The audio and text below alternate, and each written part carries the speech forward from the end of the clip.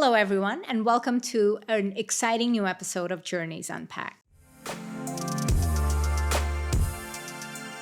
Today, we're going to focus a lot on tourism as well as commerce. And I am so deeply excited to be joined by a friend and a person who I have long admired, His Excellency Issam Kazim, the CEO of the Dubai Corporation for Tourism and Commerce Marketing, part of Dubai Department of Economy and Tourism. Issam, welcome to Journeys Unpacked. Thank you for having me. It's a pleasure to have you here today. That's the pleasure's all mine. So, if I just take a moment and I reflect upon Dubai, the Dubai story, we are at the top of the TripAdvisor's most visited countries, cities, alhamdulillah, for the third time. Yes. Third time Yes. in a row. I think I speak for everyone when we ask, how have we managed to accomplish this? I can definitely tell you it wasn't by chance. Nothing is. No, to be honest, it's great to have that title and it's great to have that recognition onto Dubai, right? And I think when that recognition happens, usually it's like, oh, you guys did a great job. But I think it's the city that's doing a phenomenal job. We get the credit for it. And I think when we won it the first time, it was a pleasant surprise, right? But we knew what goes into it, right? There's a lot of hard work, a lot of effort, making sure that the quality of service, the quality of what people experience is at the highest level, as highest level as possible. And so that was an achievement, right? Absolutely. But then by the time we came around to round two and we won it for the second time, right? And we realized that only one other destination had ever done this before us, right? I think it was London. So it was a proud moment, right? The only destination since London to be able to win it back to back, you know? So what people don't realize is it's not a cumulative number of votes that go in here. So every time it's almost like a reset. So you need to build on from that point onwards. So obviously, to go for number 3 wasn't our focus. And honestly, I think by design, we never focus on accolades, right? We focus on doing the job for the right reason. And then the accolades come as a byproduct. So winning it for the third time and being the first and only destination so far to be able to do that back to back was a proud moment for us, right? And it was a first, and Dubai loves being the first in things. But alhamdulillah, that was amazing. So it's hats off to the entire industry for all of their effort, for all the hard work that they put into this. Absolutely. I can hear each and every professor I've ever had saying it's much more difficult to keep an A than to earn absolutely. an A. And that's what this feels like, right? Yes. So congratulations to Thank you and to the entire Dubai tourism industry for managing this third time in a row and for the first time globally. It's phenomenal accomplishment. Let's talk a little bit about some of the tourists that come to Dubai. Sure. Paint a picture for us, right? I mean, who are they? Where are they coming from? What are they looking for as they come to Dubai? And has this changed over time? Definitely has. So let's go back quickly to, I would say, the early days, right? So when we started off our strategy in 2013, 2014, at that point in time, we were building our data on where the tourists come from, what are they seeking when they come to Dubai or when they travel in general, get a better understanding of the lay of the land so that we can then map out a clear-cut strategy of the way forward. And what we did was, this was off the back of our announcement of 2012, which was the first time Dubai broke the 10 million visitor mark, right? So it was a monumental announcement and headline for us, but a good marker to start building our future. And when we started to conduct surveys, we conducted surveys on the ground here in town with people already here visiting as tourists. We also conducted interviews at the airport because we knew that Dubai has always been a transit point for East and West because, again, the success of Emirates Airlines, the connectivity of the luxury that Dubai airports affords a lot of the travelers. So it was a perfect catchment of traveling audience right there at your doorstep. And then also looking at our key source markets. At that point in time, we had 6 or 7 traditionally strong key source markets for us, predominantly GCC, India, some of the near Asian markets, and some of the Western markets as well, mature traveling markets. Yeah. And that was it, right? And that's where the lion's share of the 10 million visitors were coming from. But we knew in order for us to expand, we needed a far more diversified market because, I mean, there's only so much we can keep on extracting from the same markets. So what we did was we mapped out clearly the strengths within these markets and made sure that we retain that and grow within that, but also charted out a growth strategy for ourselves with new markets as well, right? Some of the key findings were obviously things that we were aware of, that yes, Dubai's retail experience is great. Proximity, again, from a global perspective, on a map, it's actually quite accessible. The access points through the airports and the airlines is great.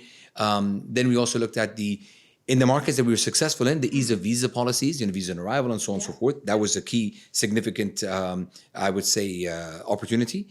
But then we also looked at things like Dubai being hot, can't do much about that one, but change perception so people realize that heat doesn't really impact the tourist, right? And the hotel services. So hotel, retail, all of these things were really highlighted as key points for us. So we knew the strengths that we had. We knew the opportunities that existed. And then what we also started to figure out is, where do people travel?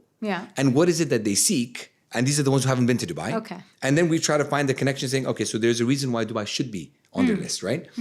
Then we highlighted projects, working with the private sector, with the public sector, mapped that out clearly. So moving from 6 to 7 traditionally strong markets, today we're constantly, and by constantly I mean we have an always-on approach in predominantly most of our key source markets, but effectively for the year, we're active in 80 plus markets. 80 plus markets, right? So for us, it's a very big change, right? And we were one of the first to move very quickly from the traditional mediums of marketing to digital, right? Because 2 reasons. One, we wanted to be a lot smarter in the way that we spent. We wanted to have a clear indication on the ROI, right? And so we knew that digital was still new for the travel space. Most people weren't really within that space yet. FMCGs were leading, I would say, within that space. So we learned a lot from the best practices from them and applied it in tourism, right? And that evolution today has become the norm, right? And for us, we become smarter and better at developing the partnerships that are relevant for us to make sure that we're reaching our target audiences quite accurately, right? So demographics was one thing, but we quickly switched to typography as well. Because again, identifying by nationality is sometimes you miss a lot of opportunities. You find a lot more synergies in adventure travelers across the world because they will be a lot more similar, and targeting a product from Dubai and a time of Dubai to them with the right on the right platforms becomes much simpler, right? Or a little bit more better articulated, right? So those are the kind of things that we did. And today, alhamdulillah, I mean, if you look at it from a proximity perspective, we have 1/3 of the world's population within 4-hour radius. And 2/3 of the world's population within an 8-hour radius. So if we focus purely on that to get our, I would say, 80%, right? It becomes a great opportunity. And then we can work further afield, because further afield need a much bigger reason to come to Dubai, especially if they're coming for the first time. But the 4 key KPIs that we focus on from the strategy: increased number of visitors year on year. Alhamdulillah, we achieved that year on year. We talked about increasing length of stay, right? Because we want to change perception that Dubai is not just a transit opportunity. Even though those who haven't come to Dubai, I will take that transit opportunity. And then change to stopover, and then change to a point-to-point destination. Increase spend within the city. The impact to the GDP, again, the economic impact from tourism, that becomes important. And 4th, repeat visitation. And today, alhamdulillah, out of our own personal record of last year, of 17.15 million tourists in 2023, I'm talking about now, 25% roughly are repeat visitors. And by repeat, I mean within 12 months. That's remarkable. What brings them back? Again, going back to the reason why we win the awards, I would say it's a lot of people assume that Dubai is a small destination by size, right? It's only when they visit Dubai that they realize there's so much to do. Well, alhamdulillah, every time they go back, they realize I didn't get enough of it, or I didn't see everything that I want to see, right? So they come back again and again. The level of service, the quality of service, right? People had this perception or this misconception that Dubai is expensive. Dubai is as affordable as you want it to be, or as expensive as you want it to be, right? That's true. And we do not believe in one size fits all, and the market has really been developed organically in that way as well, right? So for the thrill seekers, adventure seekers, you've got something. For the ones who want to come back for rest, relaxation, and really high-end, top-end luxury, you've got that. But the best way to describe Dubai today is affordable luxury, because even when we launched our strategy, we talked about increasing number of visitors to Dubai. We knew that not everybody wants to stay in 5-star hotels. We knew that there will be a lot, even the ones who are willing to spend, they might not want to spend on expensive hotels. They'd rather spend in the city. So we put an incentive out, encouraging more investment in 3- and 4-star sector hotels. So the private sector invested in the 3- and 4-star sector hotels, but we made it very clear, because this was the message directly from the leadership, that yes, we want people to afford to come to Dubai. However, it shouldn't be at the cost of their experience. even though it's an affordable hotel, the experience should still live up to Dubai standards. So that's why I can confidently say today that Dubai's 3-star hotels can compete with most 5-star hotels around the world. I cannot really disagree with that. Yeah, no, but that's absolutely true. And look, a lot of what you say resonates so well, right? I mean, we see a lot of that not only in our data, but I think a lot of us even in our day-to-day experiences, right? From 10 years ago where people would barely come to visit, right? And to be like, oh, Dubai, do we, it's interesting. Maybe we'll stop over to now. At some point. Yeah, At some point, yeah, exactly. To now where people have like 5 years ago visited Dubai. Yes. To now where people want to visit the second time, the third time. Yes. And they talk to each other and they say, hey, can we do this? Can we do that? You know what was it? You know what was the, I would say the transition point for most of them? Yeah. COVID. Yes. Because when Dubai went into lockdown, right, a lot of the, I would say, skeptical or the naysayers, right, didn't have anywhere else to go. Yeah. So they found themselves locked up at their homes or in their apartments, right? And the frustration was starting to build up. Yeah. And they saw that Dubai was one of the first, very decisive, one of the first to shut down, right, Yes. with very, very strict curfews. Yes. And the first to open up. Yeah. And when they started seeing people out and about, traveling, I mean, social media, alhamdulillah, and it helped us quite a bit get the message out there. Yes. They said, you know what? We have, for example, younger families or adult family members. Yeah. We want to actually maybe come to Dubai. So at least, and the weather was getting better now. So we're moving into the better time of the year. It was getting very cold and gray in some parts of the world. Yeah. So they wanted the Dubai climate, right? Yeah. So, we assisted them to come into Dubai and experience it for the first time. Yeah. Now, some of these people have been to Dubai before for business and they love Dubai, right? They would come in on a transit kind of a journey, 2-3 days, conduct their business, go back again, right? So when these guys who moved with their young family to Dubai started to see a completely different side of it, because now they're becoming residents more or less for those 2-3 months. Yeah. It changed their perception. Even though they were still advocates for business and for specific purposes, now they became advocates of a different kind. So one of these gentlemen called his father, who is now not as active, but a chairman of the company, to come to Dubai and maybe, relocate for a few months. The father said, I know Dubai very well. I'm happy here. He said, just come to Dubai. And convinced the father eventually to move to Dubai. And when the father did, the father's not left since then. And he's become a massive advocate because for him, he loves this weather. He might travel out during summer. He might travel out to go for a ski trip here and there. But Dubai is home now, right? Yeah. And there are so many of these stories where you have more and more people relocating for their families because of the safety and security, relocating because of the lifestyle, the standards of the quality of living, the quality of service that you get in Dubai, right? Yeah. And it is in essence today, when you compare it to anywhere else in the world, it's true value for money. You get what you pay for. Absolutely. Look, I mean, spot on, right? There's the service element, there's the safety element, there's the availability element. 100%. Absolutely. But there's also the infrastructure element. Definitely. Right. And I think few places have gotten everything lined up the way this part of the world has gotten it lined up. And specifically, if we talk about the infrastructure, and of course, I have to ask you this, right? How do you see payments playing into that? Oh, massively. Because look, again, when it comes to safety, security, traveling across borders, making sure that you're in one country or another, I mean, those days are gone. I mean, I remember traveling with my dad when everything was like traveler's checks and things like that. It was a completely different world, right? Yes. Now, just the ease of being able to travel. You have an infrastructure over here that's built on a good banking system. You've got payment gateways across the board. People, the digital wallet has become like the norm, right? Absolutely. And I think that the fact that Dubai's infrastructure is built to support that, I mean, it aids the travel trade in a much bigger way, including, so for me, when I talk about travel, by the way, it's not just leisure travel. We're talking about business travel as well, right? Yeah. The fact that everything is so well connected over here, the infrastructure is built so well over here, it just supports itself seamlessly, right?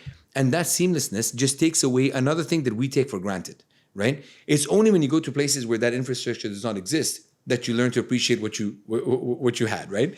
And I think that's why Dubai becomes a no-brainer for many visitors. Yeah, no, absolutely. I mean, I can't count the number of times where I'm not in Dubai and I walk out with just my phone and I want to go buy something. Absolutely, and yes. I can't. Yes, exactly. And it's so frustrating as a tourist, right? To not be able to get something because you don't have the right credentials, Yes, absolutely. perhaps. and we see this time and time again, that the tourists, well, first of all, not only the residents, but also the tourists that come to the country are incredibly advanced in the use of digital payments. Yes, absolutely. And look, if you look at it across the world, right? So, for example, there's some countries that are way more advanced than others. And I remember, for example, when I went to China, Yeah. I was pleasantly surprised to see that even grandmothers, right? Yeah. They are so savvy with their phones and their smartphones that they can transact everything that they need for their Yes. day to day Yeah. very seamlessly on their smartphones. And I think that kind of like opened up our eyes and said, like, look, it's not just for our communities or let's say certain parts of the world. It actually is a lot more global than we would assume. Yeah. And I think having the means and having the infrastructure, having Yeah. the platforms to be able to serve all of this in a much better way. Because for Yeah. us, it's become our day-to-day now, right? All of the government Exactly. applications can actually be more or less be done online and digitally, right? And I think Dubai was designed and built on that, on that mantra, I would say, because even the leadership were very clear, saying that if you're in the public sector, like Yeah. as we are, right? You're a Yeah. public servant in essence, right? So you need to be there to serve the public when they need you, not during your working hours, right? So the only way to be truly Yes. available 24/7 Yeah. was to quickly move as many of these services as possible to online platforms and digital apps Yeah. to be able to do that at push of a button. So that means that the entire city Yeah. had to get themselves up and ready to be able to cater that demand. And today, we're benefiting from that from all the people traveling into Dubai as well. Absolutely. And I think there are few places that really and truly showcase the depth and the breadth of what this could look like, as does this place, right? Absolutely, yes. And one of the reasons that I think our partnership has worked so well is I again, if I think of us as Visa, right, 200 countries, geographies, territories Yeah. across the world, they all come visit Dubai. Yes, We operate 24/7. So does Dubai. exactly. Safety, security is paramount for us. So is Dubai. Yeah. Right? So there are so many, it's such a natural synergy. And see, the 200 nationalities, for us, Yeah. we proudly say that Dubai, 90% of our population is made up of roughly 200 nationalities. There we go. Yes. So there are a lot of synergies in that sense, absolutely. Absolutely. And I think more and more to come as more and more international Exactly. tourists continue to whip out more and more digital payment methods, right? Yes. We all need to stay connected. No, it's exciting times. Alhamdulillah, yeah. I mean, we're looking forward to it. I mean, look, are there challenges? Yes, but for us, we're always designed to look at the opportunities out of it, right? Absolutely. And again, if you go back to the times of COVID, the agility Yeah. that everyone in Dubai, right? I'm not talking about just the public sector, the private and public sector live by, right? Came to fruition during that period of time because it wasn't a test scenario anymore, right? It was real life. And how Exactly. quickly we managed to move Yeah. indoor, strict curfews to quickly get the whole city prepared for opening up. Yeah. Eventually piloting all of these new strict methods in a, I would say, confined environment. Yeah. And that was by May. So March we shut down. May we were like piloting all of these things with the local domestic tourism and everything else. And by June we opened up and never looked back since then, right? And till today, alhamdulillah, since that moment onwards, we've been benefiting and reaping in the benefits of those decisions. Alhamdulillah. Absolutely. But this is the history. Yes, Dubai never rests. absolutely not. There is a very, very ambitious economic agenda, D33, that is ahead of us. Yes. How does tourism and commerce play into that? Initially, we were the Department of Tourism and Commerce Marketing, right? And we were focused purely on just that. And I said our Yeah. KPIs were on those four bases. But since 2022, we merged the Department of Economy with the Department of Tourism, right? Yes. And obviously, that wasn't done by chance. It was Yeah. it was done by design. It was chosen that that's the right time now that we've managed to really create an ecosystem and an environment for one strand of the economic industry in a way that it just made sense to bring the two together and really map that out across every single, I would say, pillar within the economy as well. And I think now today, with that change and that shift that's happening, we've added another couple of KPIs, right? So when we opened up, as I said, we started to attract a lot of people to come to Dubai to maybe relocate for a short period of time. A lot of them then moved and their physical office, their home office, the high net worth individuals, with their businesses and everything else in its entirety moved to Right. Dubai. So today we've actually said, with the rolling out of new visas, right, golden visas, the green visas, the remote working visas, and so on and so forth, we want Dubai to become the best city to work in and the best city to live in as well. So those are the two additional KPIs to the tourism related one as well. Okay, So we've literally interesting. closed the ecosystem. Yes. So if people have never been to Dubai, Yeah. let's leverage that transit opportunity at Yeah. the doorstep, bring them in. Yeah. Let them see and enjoy what they see, and then eventually come back as a stopover destination. Yeah. Eventually that stopover becomes a point-to-point mono destination. Yeah. And eventually they love what they see and they repeat. Yeah. And then they say, why would I want to go anywhere else? And they reside, right? So we now really close the loop completely, right? So I think from that perspective, in a nutshell, it kind of shows you why the D33 agenda and sitting firmly within what we do is quite important. Because again, from an ecosystem perspective, we managed to bring the stakeholders around the table, from the retail side, from the hospitality side, and everything else. Today, we're talking about manufacturing. We're talking about logistics. We're talking about retail gastronomy. We're talking about so many different elements of the business. When you talk about fintech, you're talking about AI. You're talking about so much. Yeah. It's not just to serve our needs. For example, if you look at Emirates Airlines today, right, and the growth that Emirates Airlines and Fly Dubai have seen, many cities around the world consider Emirates Airlines as their local carrier because of the connectivity that it provides, and it kind of like eases the pressure off of their travel needs as well, right? Yeah. When you look at the logistics perspective, right? DP World, the role that they've been playing, Sky Cargo from Emirates as well, right? All of them, it's literally leveraging Dubai's position and the responsibility Dubai feels because of its geographical location to connect the world together via Dubai, right? So all of that has already aided itself perfectly. So today when we've mapped out, like we did for strategy back in the days, a 10-year plan, D33 serves another, like almost like a marker for us as to what is it that we're focusing towards, so that the industry continues to move that way. Dubai has always worked with the private sector mentality, and that's the reason why more and more people are moving over here. The ones who have already been here are constantly investing more and more in Dubai because they can see that energy. They can see that that vision does not stop. They see a city that genuinely does not sleep, right? And and any business owner or any individual is 1 or 2 phone calls away from the key decision maker of whatever sector, whatever industry, whatever need they have, right? And that culture is intrinsic in everything that we do. And that's why D33 is one mark again for us. Yeah. 2040 vision for the urban planning is another one for us. The UAE Centennial Plan of 2071 is another one for us as well. Lots and lots of markers coming up. Absolutely. In this roadmap of markers, we have another very interesting, very unique, very new asset piece of infrastructure that is opening up. Yeah. The new airport. Yes. Share with us a little bit how you're thinking about that. I mean, the airport is something that has always been part of the plan, right? And we work, again, very closely with the airport team as by nature of our role within tourism. And I know that it was something that they were waiting for the right time for it, right? There was an organic growth that Dubai, the city, was seeing. We were constantly becoming the busiest international airport in the world. And when the time was right, they made that announcement to show that, you know what, this is not where it stops for us, right? And as our needs are growing, so is the global travel trend that we're seeing around the world, not just into Dubai as well. So again, Dubai putting on the hat of the connector, announced the launch of the Al Maktoum Airport at DWC, the Dubai World Central. And in its first phase, the plan is going to reach about, or cater to, 120 to 150 million passengers, right, traveling via the airport. And with a future plan, because it's built in a modular fashion and to grow organically as needed, it can cater up to 220 to 250 million passengers if the time comes for that, right? And this is just to put it in context, the airport today is about Around 85, 90. Yes, roughly 90 million, right? Yeah. From international tourism perspective. So it really moves Dubai to a completely different scale, right? For me, obviously, it's quite tempting because, I mean, more people at our doorsteps, right, to attract in.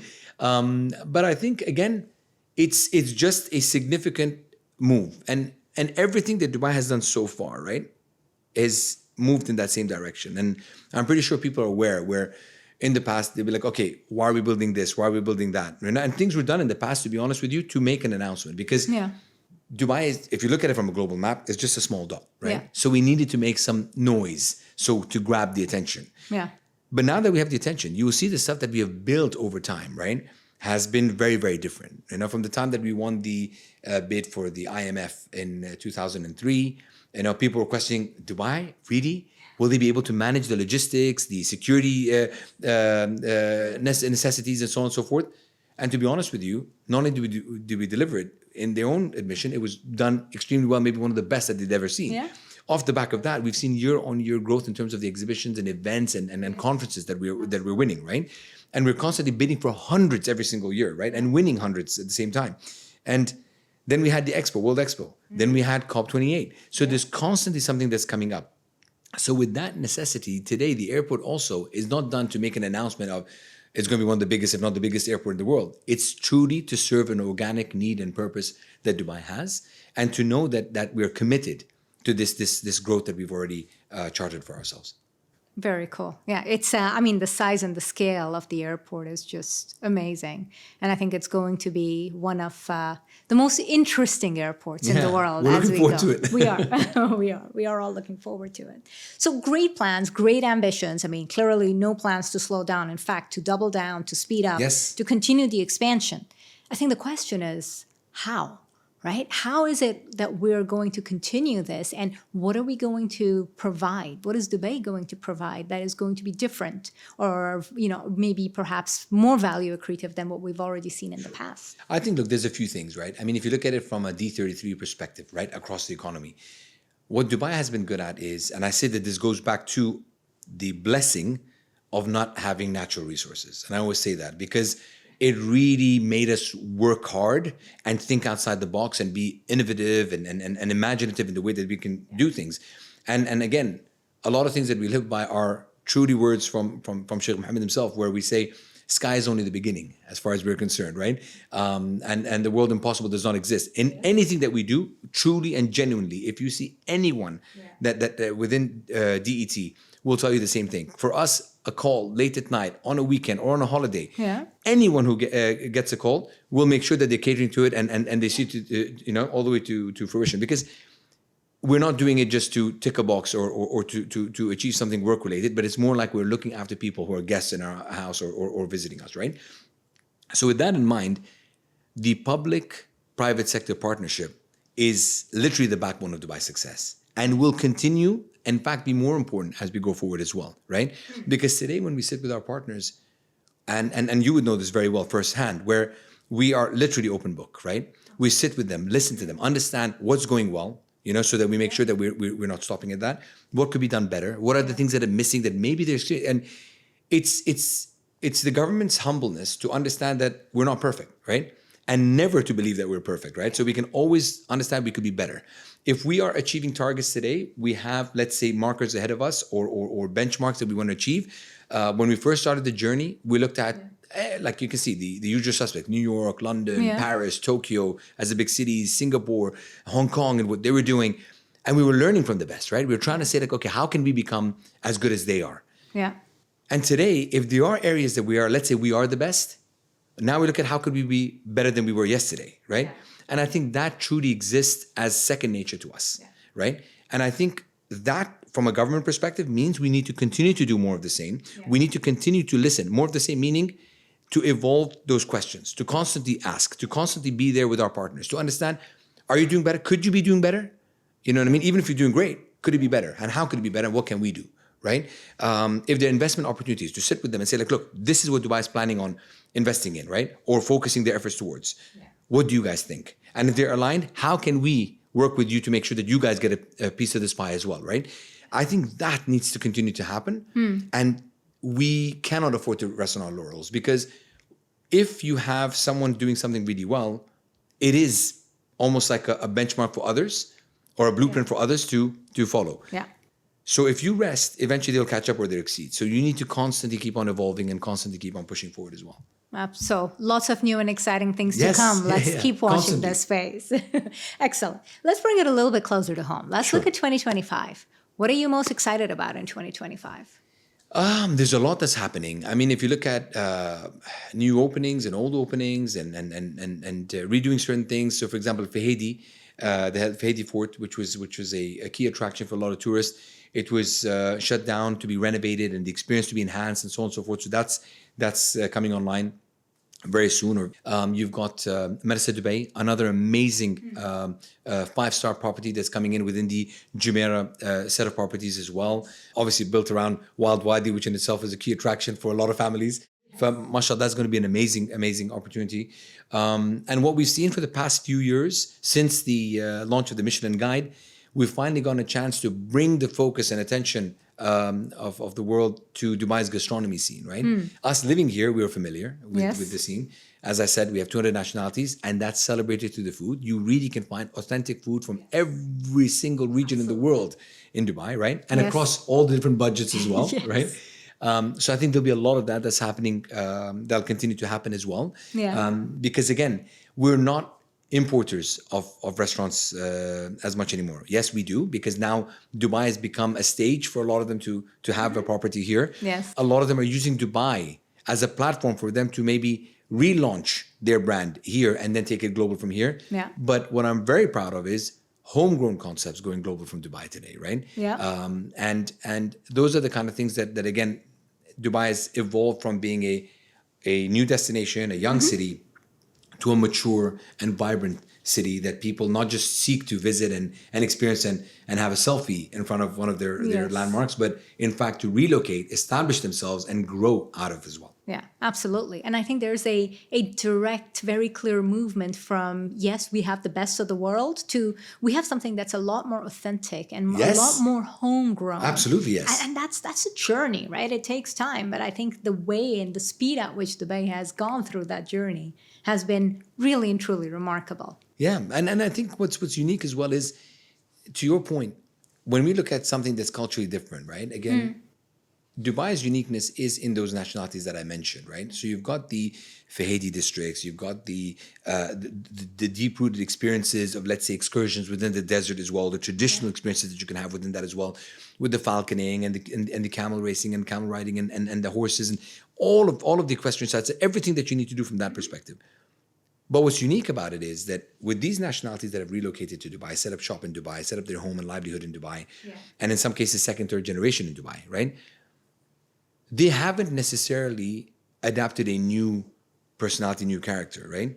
They're Dubaians just as much as anyone else, but they've still retained their true identity, right? Their cultural identity. In fact, they celebrate that identity amongst one another. Yes, they do. And that's, I think, what separates Dubai from anywhere else in the world, right? And this is one of the key reasons why a lot of families with young children relocate, because they know that their kids graduating in schools here truly become global citizens when they leave. Absolutely. Right? And that's what's important, and that's what's unique. It's less about being a melting pot, it's more about being a mosaic. 100%. So, absolutely. Now we're going to switch over to the rapid fire, or my favorite part of the discussion, conversation. I don't know, that depends. No, not at all. Not at all. It's just to get some of your thoughts around what comes to mind. Okay. So, first thing that comes to mind when I ask the following questions. One word that best describes Dubai. There's several one words. I would say home. Yeah, safe. Yes, absolutely. Yeah, welcoming. Absolutely. So many one words. The best season to visit Dubai in? Honestly, I think one of the I would say, experienced, right? Parts of the calendar year is probably Ramadan in Dubai. That sounds wonderful. Okay. Your favorite local brand or designer? Not to do any injustice to anyone, but I would say, since food has been something that's been close to my heart for quite some time, I would say I'm very proud of the gastronomy scene in Dubai, right? And if you look at homegrown concepts, whether it's, let's say, Beit Maryam or Sufrat Maryam, right? Or you look at something like Urfeli Brothers, right? There are these hidden gems, three fills, right?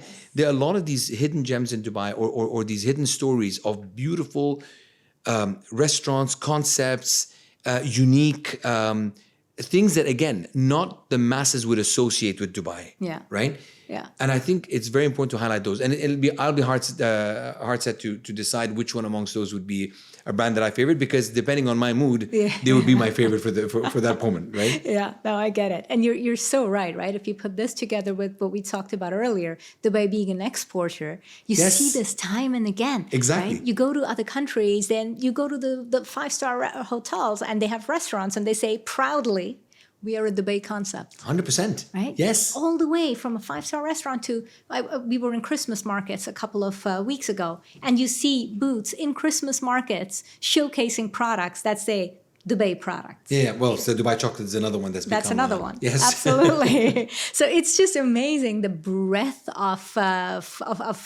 these homegrown success stories Exactly. that are taking the world by storm. It's really quite remarkable. Exactly.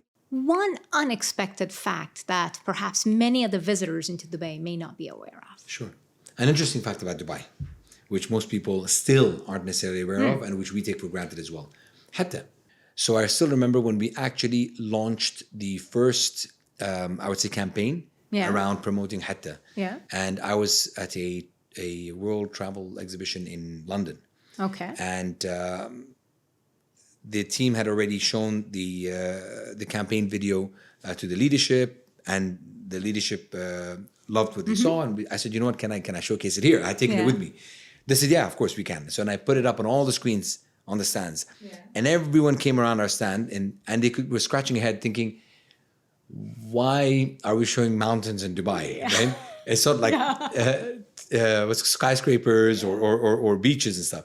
So I was telling them, guys, this is Dubai. And they could not understand, they could not comprehend that Dubai had a Rocky Mountain landscape. That's right. And I had to reemphasize, like, by the way, guys, just FYI, to be clear, it's not man-made, by the way. It's real. They're authentic mountains and stuff. And I think that part of Dubai is definitely something that even some of the new residents aren't necessarily aware of, right? Even though there's so much activity happening over there, and there's so many campaigns, and it's packed and it's busy, still you'll be surprised that there are many people still not aware that Hatta is maybe an hour away.